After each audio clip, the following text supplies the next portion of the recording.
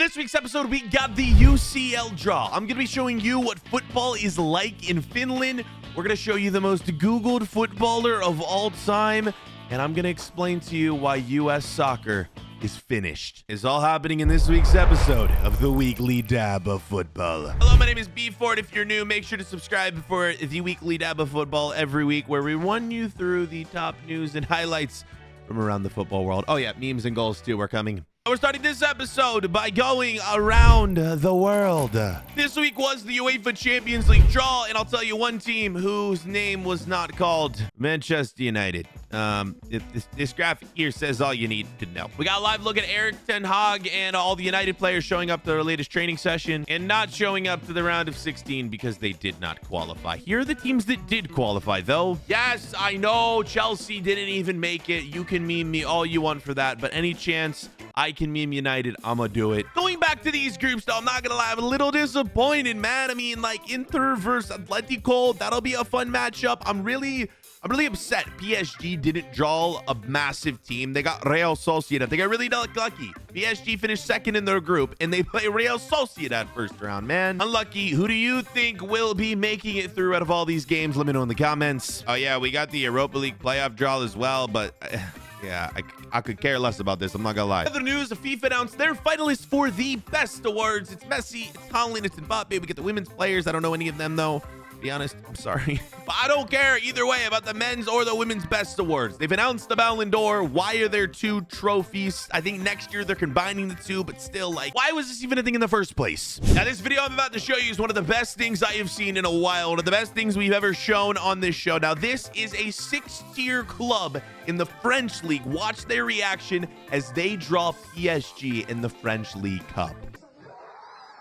That is their reaction to drawing PSG. I don't think they're going to be cheering like that when Mbappe is sprinting past them, scoring probably 10 goals minimum. Look at the, no, actually, though, for real, we could joke about this, but these are players who probably work at McDonald's. They are garbage men. They have real jobs. They probably don't work at McDonald's, but they have real jobs, right? And soon they're going to be playing against one of the biggest clubs in world football. That's madness, man. It's still going. Where are they at? They look like they're in, like, this looks like my 4th grade math room. This looks like the school cafeteria or something.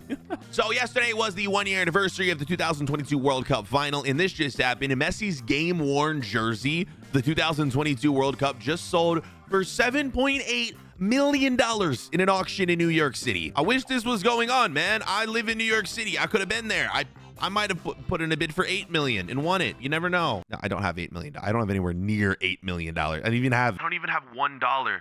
Subscribe to the channel so I could buy Messi's jersey maybe one day, boys. Please. All right, so this is a very long tweet. Bear with me. I'm gonna scroll up so we can see it all. This is a tweet listing the top paid Premier League player every season since the Premier League started in 1992. So it started with John Barnes at 10K a week, slowly kind of worked up down here to Stevie G, who made 100,000. He hit the 6-figure milestone back in 2005. But look, as we keep going, man, Kevin De Bruyne is the highest right now at 400,000 pounds a week. It started with John Barnes at 10,000 a week, and it's gone up to 400,000 in what, 30 years? That's too much money. All right, to end the Around the World segment, I'm going to show you the most Googled athlete of all time. I'm going to give it 5 seconds. Let me know in the comments who you think it is. Don't cheat. The winner is, of course, it is Cristiano Ronaldo. Google officially announced that Cristiano Ronaldo is the most searched athlete in its 25-year history. Messi, he didn't say where Messi was, to be honest, but Ronaldo is the most searched man in sports history. I'm gonna just leave that as that, and yeah, let you guys argue in the comments about who's better. That is Around the World. Now it is time to go inside the Premier League. Things are heating up in the Premier League, boys. Arsenal remain atop the table on 39 points. Liverpool took on United this week. We'll talk about that in a minute. They had a chance to overpass. Villa continues their dominance, man. The most shocking team this year, I would say. City in 4th. City behind Villa. Who would have predicted that? And it's still mad to see Everton out of relegation in 16th place, even with their 10-point deduction. And let's start with Everton, who are shocking everyone. They now have 4 wins in a row I honestly think that point deduction has fueled this Everton team. Now, this was supposed to be the match of the week, but it ended up being one of the worst matches I have ever watched. Yeah, 0-0. So boring. Villa had a crazy comeback, 85th minute. Winner from Watkins. That is why they're still in third place. This was how it happened. 2 late goals. Like, Watkins scored the winner, but this was the first right here. What a cross back post. So that was the equalizer. This was the winner in the 85th minute. Watkins chipped far post again. Another question for the video. Can Villa hang on, man? We got a long season to go. Can they win the Prem? Another mental comeback. Crystal Palace, man, stealing a point against City. That is a big 2-point drop for Man City, who are trying to win the league. Oh, it's a miracle. A Christmas miracle. Chelsea win a game against Sheffield. Oh my God, we're just like praying for a top 10 finish this year. It's so sad, but it's true. And we're gonna end the Inside the Premier League segment with this Christmas dog, man, because I'm trying to get into the holiday spirit. I'm really disappointed in myself this year, man. I did not decorate the apartment. I didn't get a tree. This is gonna cheer me up though. That was Inside the Prem. It is now time to go 60 seconds in America. So let's start the timer and start with controversy in US soccer in MLS. This happened over the past week. MLS announced that it is pulling all of the MLS teams from the US Open Cup, which is basically the US's version of the FA Cup. I had a tweet that kind of went a little viral this week because I feel like I had the best explanation. You guys will probably understand what this means. MLS withdrew its clubs from the US version of the FA Cup that has been going on since 1914.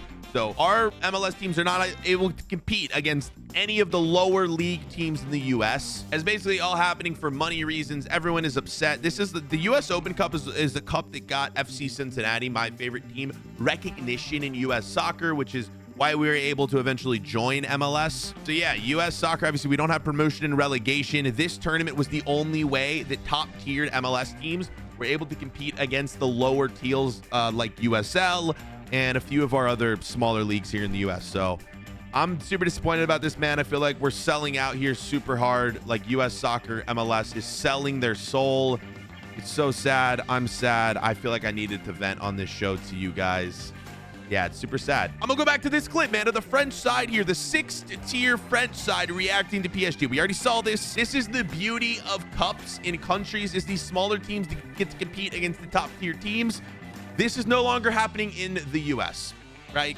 Unbelievable, man. It's so sad. In other news in US soccer, the groups were just announced, or the sort of tournament layout was announced for the CONCACAF Champions League. Yes, this is North America's version of the Champions League. We don't really have enough teams to compete, really, so we don't have a group stage.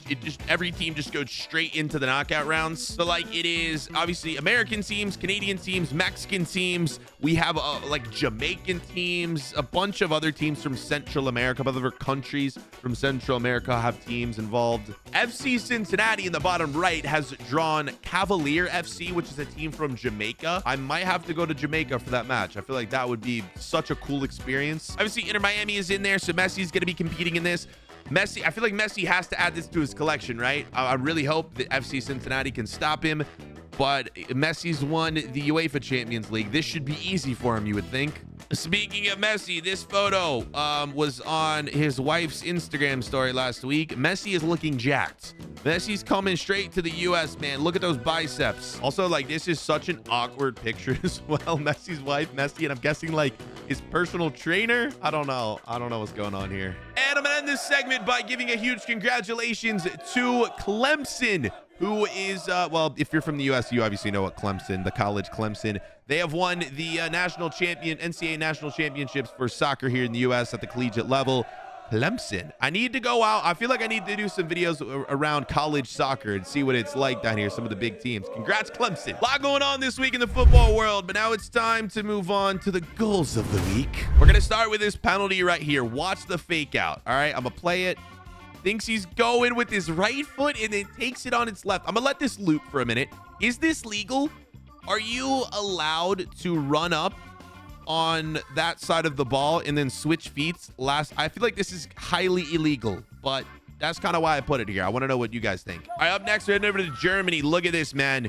Look at these German kids. First off, look at the goalkeeper, man. Deking the defense. Look at the build-up play. Watch this. Watch this. The passing and the finish. Wait, I know his goals of the week, but I have to watch the goalkeeper move one more time. Look at this, man. That kid grew up to be Manuel Neuer. Right now, I'm kidding, but he will grow up to be Neuer if he keeps up with the moves like that. All right, watch this goal, man. I'm still confused how he scored this. I've seen this one a few times. This is why I added it. Also, is Benfica, is this like Benfica's indoor team? Let's watch it one more time because I still don't know how he scored. I don't know what just happened. I'm so confused. Another goal that left me pretty confused was this one right here. I don't know what level this is, but watch this. Sent in. I don't know what that was. There's been a few goals lately on this show that I don't have a name for. Let's try to watch it again. He spins around and I think kicks it with the top of his boot or the bottom of his boot. That was like a black magic goal. That was wild. All right, be prepared because up next I'm about to show you the greatest bicycle kick of all time. I'm not kidding you. This is the greatest bicycle kick you'll ever see. I mean, he scored on a bicycle. One more time. He didn't even flinch either, man. Keeps going at the same pace he was the whole time and just taps it in with his head. Like I mentioned, I'm compiling all of the best goals throughout this entire football season, and we're going to do a goal of the year show at the end. That is a contender for goal of the year. All right, last goal here. This was in the Europa League. Dude scores with his butt. Oh, no, his back. His lower back. I've never seen such a thing. One more time. Just a thing of beauty, man. I don't know what he was trying to do, but it worked. All right, crazy goals this week, but let's see how the memes will be in meme mode. Yo, this is one of the funniest things I've seen in a while. Look at these kids playing football on one of the strangest looking football pitches I'll ever see, man. They're playing on a curved road, and one goal is on one side of the road, and the other goal, yeah, that's the first goal right there. And then if it works, it works. You know, I'm not gonna say anything. I check out these mascots, man, making the most of their screen time. Mascots are getting crazy nowadays. They see the camera on them. Look at this. The players don't seem to care whatsoever. They're all doing is that the Dybala celebration? It's so good. Yep, there you go. Your 15 seconds of fame is complete, kids. More United memes. Yep, this was live photo taken from the draw this past week.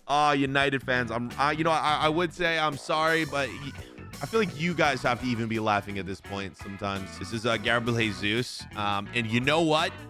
I see it. Gabriel Jesus in the gingerbread man from Shrek. Absolutely, they could be identical twins. All right, look at this. This is not the bicycle kick you want to see. The last bicycle kick was 10 times better than. Look at this poor man's face. Oh God. Yeah. Is he alive? All right, this is really funny. So the caption is, even Amazon Alexas are bantering Spurs these days. Just listen to what Alexa has to say here. I'm not good at making predictions, but I think the next Premier League winner will come from either Manchester, they asked who they think will win the Premier League. But not Spurs, obviously. Alexa knows what's up. You know what? To be honest, I will say, I feel like Spurs could actually win the Champions League this year. No, not the Premier League. I feel like they have a legit chance to win the Prem. And we're going to end meme mode with what football is like in Finland, man. Bro is playing on a sheet. Yo, look at that knee slide. That's crazy. He just carved out, maybe did a little shoveling to get himself a little patch of turf there.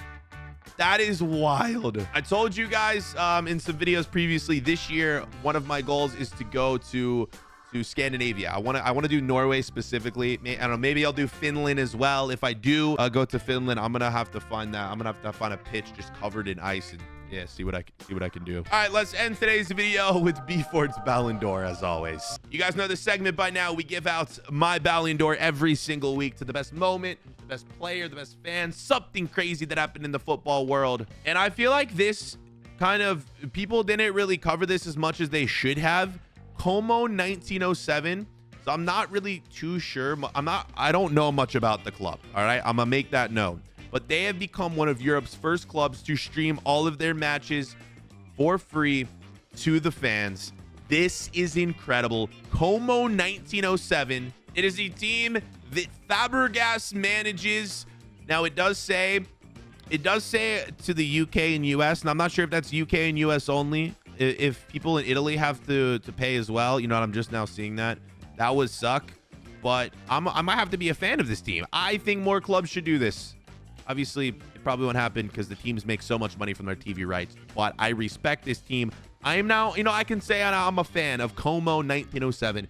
And they get bford's Ballon d'Or. I appreciate all you guys who watch this series to the very end every single week. You guys know we're going to be back next week for another episode and more videos across the channels coming very, very soon. Subscribe, watch the playlist. See you boys next week.